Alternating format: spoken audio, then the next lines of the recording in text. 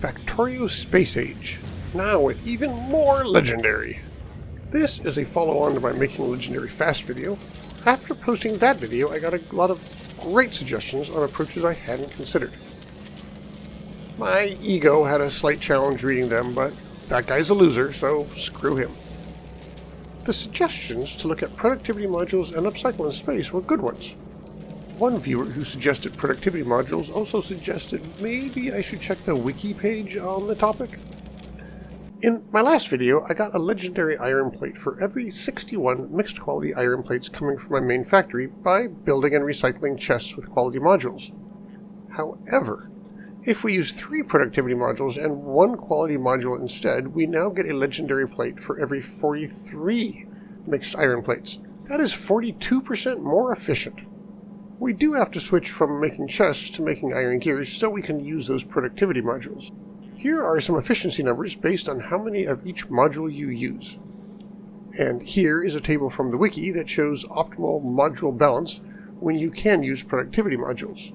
The third line matches our example where we have 4 module slots and a base productivity of 0%. Wait, why does the wiki say I should use 2 of each and I say to use only 1 quality module? Well, the answer is that the wiki is measuring something different. It, first of all, assumes the input's common, while I'm assuming a mixed stream of quality plates from your main factory.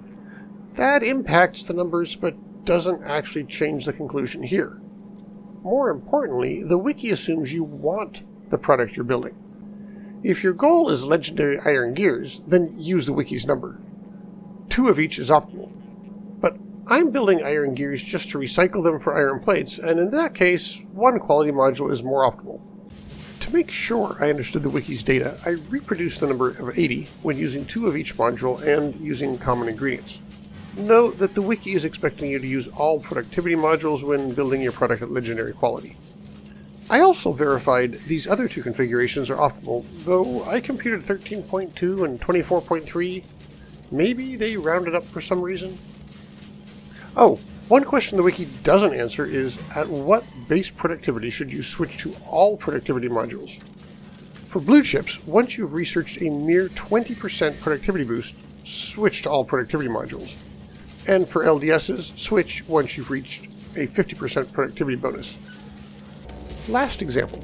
In my previous video, I got 1 legendary green chip per 7 mixed quality iron plates I used.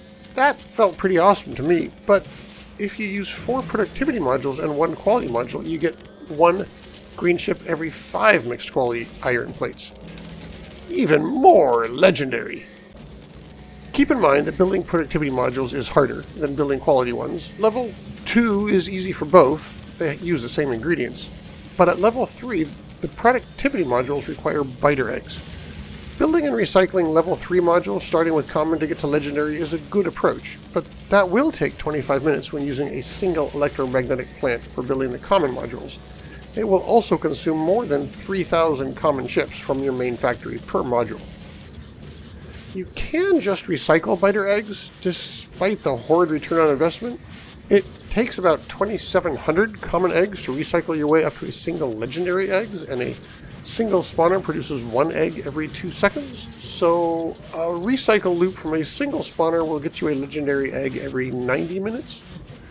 Yeah, Tier 3 productivity module production sucks. But building piles of chips isn't hard, so I mix both approaches, starting at Tier 1 and recycling eggs directly, and somehow managed to produce enough. Quality modules, on the other hand, are significantly easier to build. You can build the needed superconductors with productivity modules, then build and recycle Tesla guns with quality modules. That gets you a legendary superconductor every 3 minutes at the cost of 91 Holmium plates. So you might want to start with mostly quality modules, as those are cheaper and easier to build, then switch to productivity as they become available. The other good suggestion was making legendary stuff in space.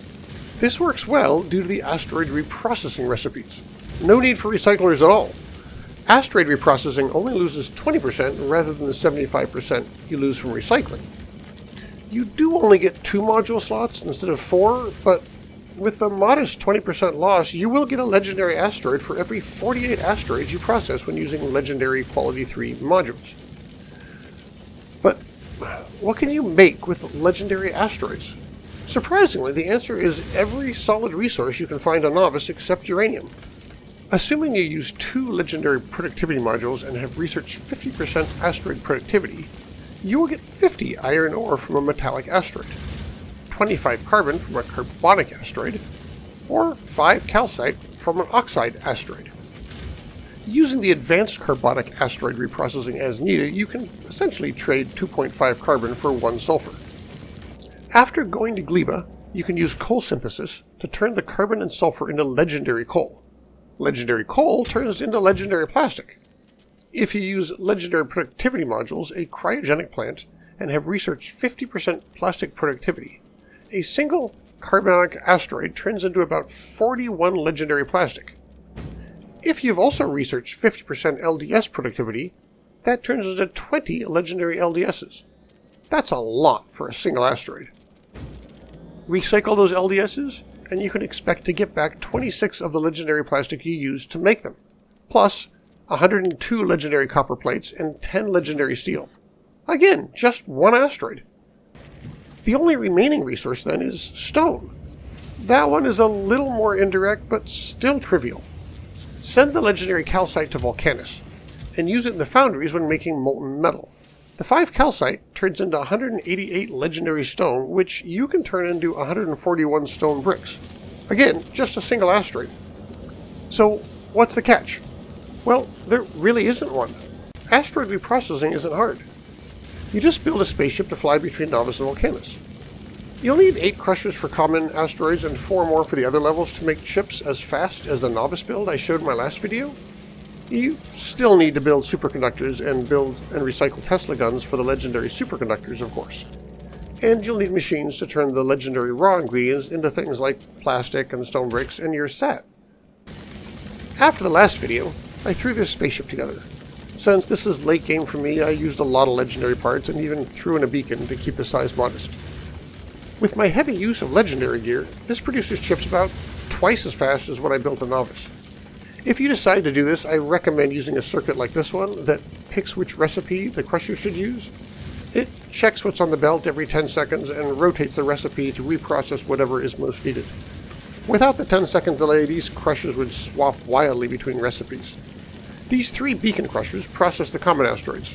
When the quality increases, the asteroids are crushed by these crushers, and the same kind of logic picks which recipe to use. This grid of decider combinators pick which of the 12 possible recipes to apply. I don't generally expect to reprocess legendary asteroids, but these combinators decide as ingredients build up which ones to keep and discard. Without logic like this, you'd have to build a lot of crushers that sit idle most of the time. I'll leave a blueprint for the circuit that holds the input for 10 seconds and selects the largest value. Just feed the belt contents to the lower left and read the most common item out of the upper right. If you use it, you'll have to set up decider combinators like these to select the relevant recipe. Finally, these crushers turn the legendary asteroids into legendary resources. This one swaps between the carbonic recipes depending on if I need the sulfur or not. In terms of capacity balance, you generally need about twice as many crushers crushing the common asteroids as the higher levels. So if you build 8 common crushers, 4 quality crushers is enough. Asteroids are plentiful, so don't be shy about adding more if you want even more legendary. What are the trade-offs between Planetside legendary versus space legendary? Well, you need Planetside processing for superconductors and spoilage to make legendary quality and efficiency modules. You might also want legendary carbon fiber, though it isn't generally that useful. Other items like speed and productivity modules and railguns kinda need dedicated Planetside building and recycling loops. The supplies from space don't help with upcycling biter eggs, tungsten carbide, tungsten steel, and quantum processors at all. Oh well.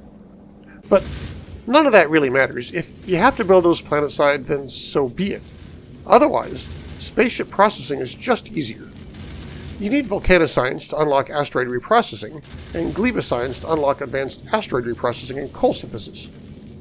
But you need Gleba for epic quality anyway. Do you really want to go hard after quality before you unlock at least epic? This isn't a clear ding against spaceship base quality. Planetside recycling requires recyclers from Fulgora. It really isn't much easier. For me, building quality in space just comes out as a clear winner. It is Factorio, so any build that gets the job done is a good solution. Space just feels even more legendary.